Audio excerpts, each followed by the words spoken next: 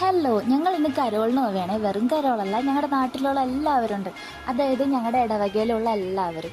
അച്ഛൻ കറക്റ്റ് ഗ്രൗണ്ടിൽ ഒരു 5:30 ആയപ്പോഴാണ് എത്താൻ പറഞ്ഞത്. പക്ഷെ ആൾക്കാരൊക്കെ എത്തി ഒരു 7:30 മണിയായിട്ടുണ്ടാവും. അപ്പോഴാണ് കരോളൊക്കെ ഇറങ്ങി തുടങ്ങിയത്. ഞങ്ങളാണെങ്കിൽ കറക്റ്റ് ഞങ്ങൾക്ക് പോസ്റ്റ് ഒന്നും കിട്ടാതെ കറക്റ്റ് ആ ടൈമിൽ ഇറങ്ങിയ ടൈമിൽ തന്നെ ഞങ്ങൾക്ക് എത്താൻ പറ്റി. എന്തൊരു ഭാഗ്യത്തിന്. അല്ലെങ്കിൽ ഞങ്ങൾ അവിടെ പോസ്റ്റായി പോയാനേ ഗൈസ്. അതൊക്കെ കഴിഞ്ഞ് ഫസ്റ്റ് തന്നെ ഈ സ്പീക്കറിൽ ലൈറ്റൊക്കെ സെറ്റ് ചെയ്തിട്ട് ഈ സ്പീക്കർ ആദ്യം പോകുന്നുണ്ടായിരുന്നു. അതിൻ്റെ പുറകെയാണ് പിള്ളേർ ഡാൻസ് കളിച്ച് പോയത്. ആദ്യം എന്താ പറയുക, ഭക്തിഗാനമൊക്കെ വെച്ചുകൊണ്ട് പിള്ളേർക്ക് അത്ര എനർജി ഒന്നും ഉണ്ടായിരുന്നില്ല.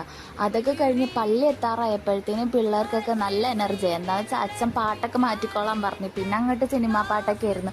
ഞാനും ആൻറ്റിയും പാപ്പും എല്ലാവരും ഭയങ്കര ഡാൻസ് ആയിരുന്നു കേട്ടോ.